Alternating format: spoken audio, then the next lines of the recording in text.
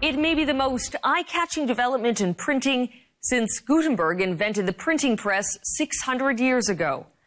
A machine that can make copies of almost anything, but this time in 3D.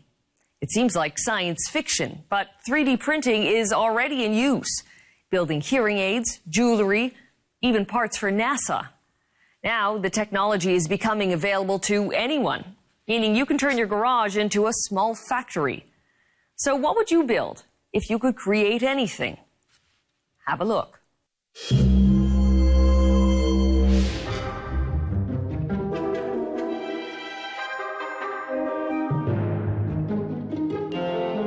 What you're watching is an ear being printed.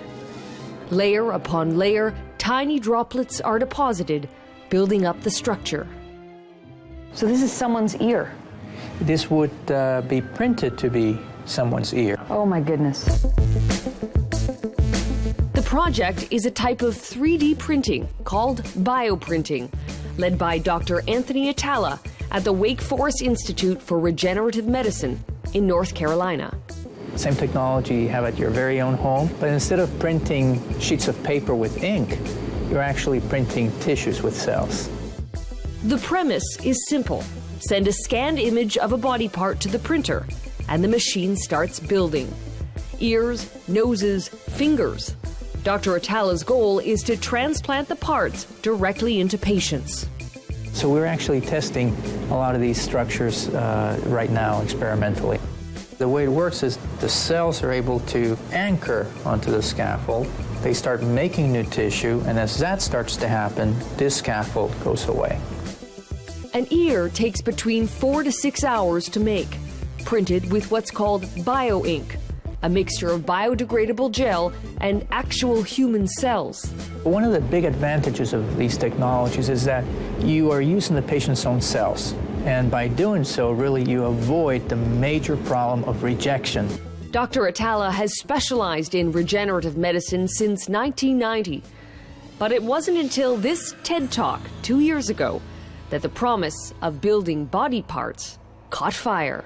90% of the patients on the transplant list are actually waiting for a kidney. You can actually see the printer back here, and that's been printing this kidney structure that you see here. Here it is. You can actually see that kidney as it was printed earlier today. While implanting kidneys like this is still at least a decade away, it holds the potential to revolutionize organ transplants. Well, up until just recently, the way that we made these tissues was to actually create them by hand, one by one. When you start thinking about getting these technologies to many patients and creating thousands of these organs at the same time, you need to automate the process, and that's where bioprinting comes in. Meaning you can make thousands of kidneys. You could make thousands of organs. You know, you just pick the organ you want to make, then you allow the printer to do them over and over again. And is this a finger? This is actually a finger. Right now, Dr. Atala's bioprinting is in the preclinical phase. Simpler organs will be the first to reach patients, starting with skin. If this were in fact a wound, it would be dropping real skin cells over the wounded area. The skin printing project is being funded by the U.S. military with the hope of treating injured soldiers in as little as 5 years. But while Dr. Atala's work is cutting edge, 3D printing isn't new. The technology has been around since the mid-'80s, mainly used for prototyping in industrial settings. Professor Hod Lipson from Cornell University says that's changing. It has reached a level of technological maturity that it is used beyond prototyping to actually make functional parts that are used in reality, and the aerospace industry is a good example. Some commercial planes are now outfitted with air ducts that are 3D printed, made smoother, lighter, and cheaper than the traditional method. Hollywood is using 3D printing to make costumes, like parts of the suit in Iron Man 2. And a professor in California plans to 3D print a house. In every case, a digital blueprint is either sketched or scanned and then sent to a 3D printer. The printing itself can be done by extruding a liquid, usually plastic, drop by drop, or by using a laser to fuse resins and metals. What we have here is a sample of a titanium nose implant. Hod, who calls himself a 3D printing addict, has just co-authored a book on the subject that will be released next week. And the one thing he's betting will spur demand for the technology may surprise you. I think it will be food. I think food printing is to 3D printing what gaming was for computers. Already, students at his lab have printed chocolate, peanut butter, even cakes. Beyond food, there are few disciplines Hod thinks 3D printing won't touch. Printing an iPod, he says, isn't that far off. If you think about the evolution of humans, we like to distinguish ourselves from other animals by the ability to make tools. And 3D printers are perhaps the ultimate tool. But what happens to laws and regulations when you have a tool to print anything? Next on 16 by 9, shooting off 11 rounds on a gun with a printed part. Where there's a computer that could be a weapon.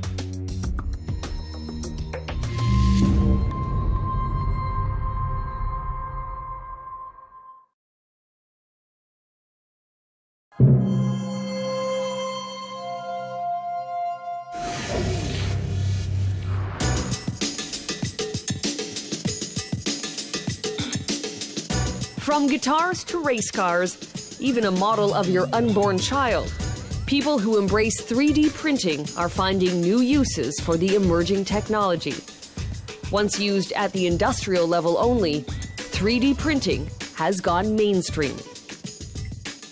Today in Manhattan, you can wander into a 3D printing store, the only of its kind, and take home your own printer for $2,200.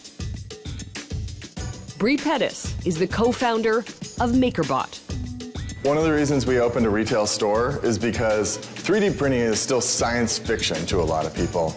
The idea that you can have a machine and send it a digital design, a 3D model that's virtual, and it'll turn into something real, a physical model, it blows people's minds. From tools and toys to models and jewelry, MakerBot's printer allows anyone to design and create. We've put the design in here with the SD card. We press the big red M to get it jump to life. It heated up, and now it's drawing in plastic. To some, the printing is still rudimentary and nothing more than a novelty item. Bree sees it as a natural evolution. Back in 2008, you could download movies, you could download books, you could download music, but you couldn't download things. MakerBot's printer only works with plastic and can only print items smaller than a shoebox. Still, more than 15,000 have been sold. Our biggest customers are NASA, GE, and 7 out of the top 10 architecture firms in the US. The digital blueprints for items are found on a website created by Bree and his team called Thingiverse. We've got a kitchen cabinet door handle. This is a fan duct for your air conditioner. Over 30,000 items that can be downloaded for free. An iPhone case. And then this is a fun one. This is somebody needed carpet pin locks for their Toyota RAV4. It's been dubbed Walmart in your home. So we're all used to shopping, and when we want something, we think, okay, where am I going to go buy it? Instead of thinking, can I make that instead? But when you can make anything, there are seemingly no boundaries. Which is exactly the point for Cody Wilson. We want to build the printable gun. The first in the world. Yeah, but the important part isn't to be the first, but to actually do it, to just have one. Cody, a law student in Austin, Texas, is spearheading a group that's trying to create the Wiki Weapon, a digital design for a gun that anyone can download and build using a 3D printer. You have said that what you're setting out to do will create a weapon at every computer. Yeah, in a way of thinking, right? Where there's a computer, there could be a weapon. Well, literally, where there's a 3D printer, right? I don't think most people want a weapon in their home. I think that's fine. You know, I don't think you should be armed, right? But I think you should have the choice to be. While making your own gun in the U.S. isn't illegal, distributing the blueprints to others falls into a very gray territory. And that's where Cody is running into a number of roadblocks. So in the meantime, he's printing gun parts to avoid breaking any law. What's coming out is a lower receiver of an AR-15. The lower receiver is the only regulated part of an AR-15 semi-automatic rifle, crucial to making the weapon work. But as soon as this is clean, this will be ready to use. At the shooting range, the plastic part fires 11 rounds. That's good, considering we couldn't even get the pin in. So 11 is 11, you know. Back to the drawing board. People will know the name AR-15 today because it was infamously used in the Newtown, Connecticut mass shootings. That's true. And you're providing people a digital blueprint to replicate the regulated part of that gun. That's right, yeah. That will upset a whole lot of people. Sure, but many people are already aware of what this gun is. This gun has a proud, strong reputation, coming out of Vietnam, you know, the civilian version of... Used for military purposes. That's right. It's a people killer. That's right. That's what a gun is, you know, at its essence. I mean, let's not talk about, you know, turkey shooting and hog hunting and stuff. I mean, what is a gun? A gun is a combat weapon, you know. And you want to give people a file to build one. That's right, yeah. Although Cody says he's not willing to go to jail over this, if American laws prevent him from moving forward, he may look for another country whose laws allow it. We've met people who are using this technology to print heart valves, ears, nose, skin. Sure. I'm sure there are people out there who could say, why do you have to print this gun when there are so many positive uses for this technology? For us, it's not we're not makers thinking, what's the best thing we can make? It's a political project. How do you achieve universal access to the firearm?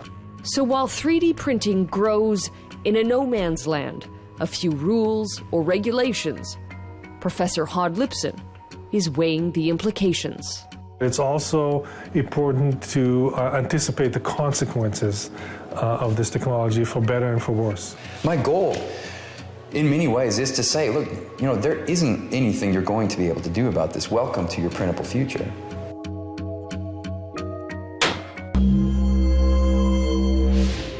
And that is our broadcast for tonight. I'm Carolyn Jarvis. From all of us here at 16 by 9, thanks for watching and have a great weekend.